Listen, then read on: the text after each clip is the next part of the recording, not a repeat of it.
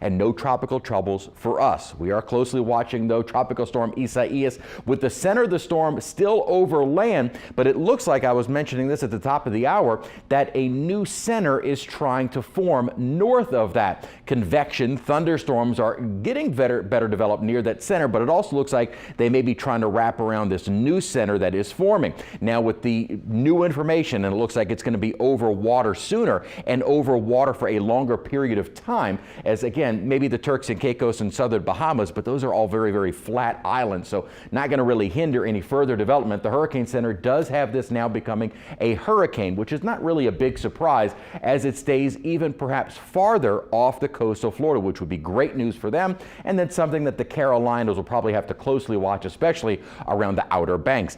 Elsewhere in the tropics, we do have another little wave that we're watching. I wanted to show you the quick computer model consensus that we are seeing far more agreement with the Euro and the GFS. That really started yesterday when we saw the Euro kind of switch from the Gulf to the Atlantic, and we haven't seen them change. The upper pattern for us is one that is favoring anything to stay out of the Gulf of Mexico. I'd mentioned our rain chances increasing for the weekend.